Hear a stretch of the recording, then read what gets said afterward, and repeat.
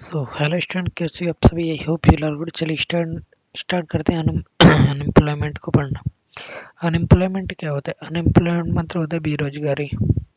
Unemployment मतलब बेरोजगारी, ठीक है। उचित समय पर उचित मूल्य न मिलना ही बेरोजगारी कहलाता है। तो चलिए आज देखते हैं कितने टाइप्स की बेरोजगारी होती है। सबसे पहले तो होती है घर्षणात्मक बेरोजगारी, जिसको अपन फ्रिक्शनल अनएम्प्लॉयमेंट बोलते हैं। जैसे पुरानी नौकरी हमें छूट गई और नई नौकरी लगने में जितना भी टाइम लगता है उसको क्या बोलते हैं? फ्रिक्शनल फ्रिक्शनल अनएम्प्लॉयमेंट बोलते हैं, ठीक है। क्या बोलते हैं उसको? फ्रिक्शनल अनएम्प्लॉयमेंट बोला जाता है, ठीक है। और मौसमी बेरोजगारी क्या होती है? जैसे मौसम के आधार पर बेरोजगार होना। जैसे कोई कुछ लोग गर्मियों में जूस की दुकान लगाते हैं, फिर गर्मियाँ जैसे ही खत्म होती हैं तो क्या हो जाता है? उनका रोजगार भी चला जाए। इसको मौसमी बेरोजगारी कहते हैं। छिपी बेरोजगारी क्या होती है? जैसे कि एक खेती के लिए 10 पूरे परिवार के लोग लगे हैं, भले ही ये कहीं भी चला जाए तो उसमें से कोई भी आमदनी पर फर्क नहीं पड़ता, जिसको अपन छिपी हुई बेरोजगारी कहते हैं। उसके बाद शिक्षित बेरोजगारी क्या होती है? शिक्षित बेरोजगारी वो बेरोजगारी होती है आपने शिक्षा तो ले रखी है लेकिन आपको उतना क्या नहीं है, रोजगार नहीं है, ठीक है। जैसे आपने पीएचडी कर रखी है और आप कर रहे हो कौन सी नौकरी?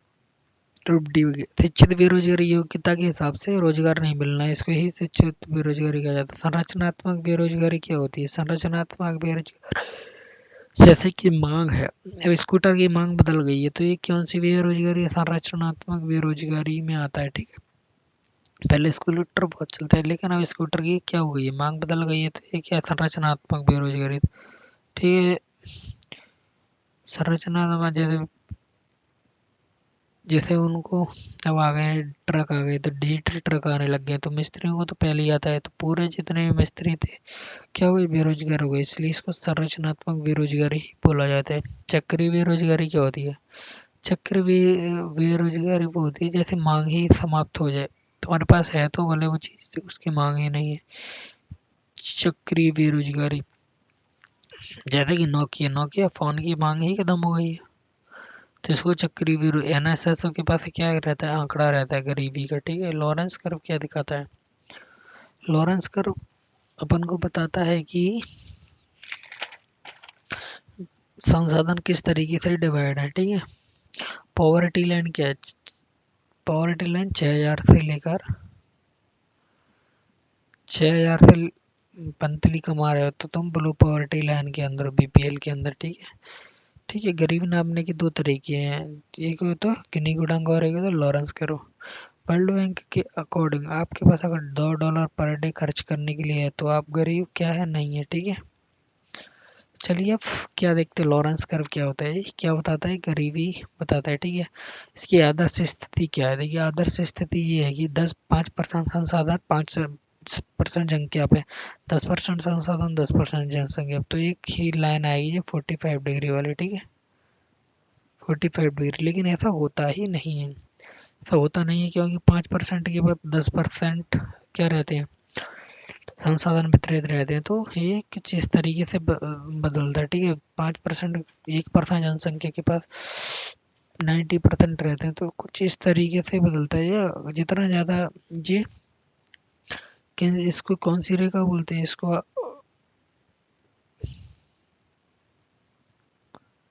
45, इसको संतुलित या समांतर रेखा बोलते हैं, ठीक है। संतुलित रेखा से जितना उधर जाए उतना ही खराब है, ठीक है।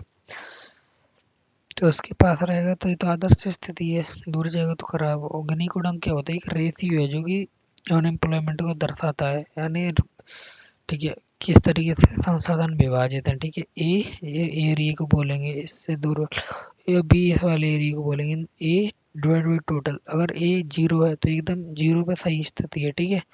ए डिवाइडेड बाई, देखो ए की वैल्यू पूरी हो गई, बी की वैल्यू जीरो हो गई, तो अपन ए डिवाइड ए प्लस बी रखेंगे तो बनाएंगे सबसे खराब स्थिति है। 0 से 1 तक खराब स्थिति, 0 सबसे अच्छा, 1 सबसे खराब स्थिति माना है, ठीक है। रेशियो है simple only.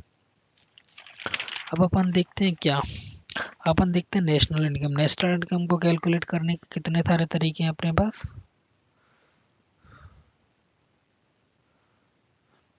National income, national income को कैलकुलेट करने के कितने तरीके? नेशनल इनकम को कैलकुलेट करने के लिए 4 तरीके। पहला कौन सा? उत्पादन विधि, उत्पादन विधि, प्रोडक्शन मेथड बोलते हैं, ठीक है। सेकंड कौन सा मेथड है? आय विधि।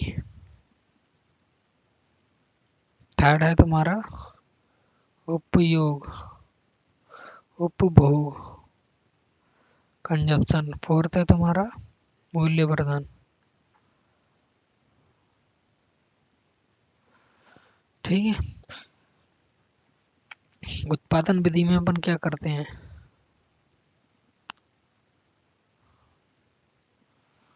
उत्पादन विधि में अपन नेट NNP यानी नेट नेशनल प्रोडक्ट, जो कि मार्केट प्राइस पर है, ठीक है। इसमें से इनकम टैक्स को क्या करते हैं? कटाते हैं, प्लस सब्सिडी जोड़ते हैं। तो इससे यही तो आएगी अपनी सब्सिडी। अपने टैक्स लिए तो वो तो वापस दे दिया, और जो सब्सिडी दी थी वो अपन ने जोड़ दी, तो वही तो अपना ही पैसा है। मार्केट प्राइस जो सब्सिडी दी थी वो अपन ने जोड़ दी, हम दे रहे हैं अपनी जेब से, तो इसको जोड़ दो, इसमें इनकम टैक्स को हटा दो, ठीक है। तो इसकी जो वैल्यू आएगी उसमें से घटा देंगे, प्लस कर देंगे। टैक्स तो ज़्यादा, सब्सिडी NNP और कम हो जाएगी मार्केट प्राइस पर, ठीक है। जब अपन NNPN फैक्टर कोस्ट निकालेंगे, ठीक है, मार्केट प्राइस में, ठीक है। आर्मी वालों की कैंटीन पर टैक्स नहीं लगता। आय विधि, इनकम। अब कौन सा इनकम मेथड आता है, ठीक है। इनकम मेथड में क्या भूमि का किराया कितना है, पूंजी तुम्हारे पास कितना है आ रही है, ठीक है, और श्रमिक ये भाड़ा कितना दे रहे हो तुम, ठीक है, या फिर तुम्हारा प्रॉफिट कितना है। इन चार ही चीजों को जोड़ दो, तुम्हारी इनकम के आधार पर विधि वो आ जाएगी तुम्हारी, क्या, नेशनल इनकम, ठीक है। उपभोग विधि, कंजप्शन कितना किया, तो उपभोग विधि, उपभोग, तुमने कितना कंजप्शन किया खुद, इन्वेस्ट कितना किया, गवर्नमेंट का तुम्हारे पास कितना है, ठीक है, और तुमने कितना एक्सपोर्ट किया, इंपोर्ट को माइनस कर देंगे, ठीक है। इन सारी चीजों से अपने उपभोग के आधार पर नेशनल इनकम निकलती है, ठीक है। अब होती है कौन सी? Gross value added tax, gross value added, सकल मूल्यवर्धन, ठीक है। जैसे कि गेहूं, गेहूं से क्या बना है? आटा, आटा से तुम्हारा बना बिस्कुट। तो देखो, मान लो तुमने 100 किलो गेहूं खरीदा 20 रुपए के भाव से, तो कितना हुआ है? 2000 हो गए, ठीक है। उसके बाद आटे में तुम्हारा कितना? अब तुमने आटा पिसवाया, तुम्हें आटा पड़ा कि तुमने आटा बेच दिया।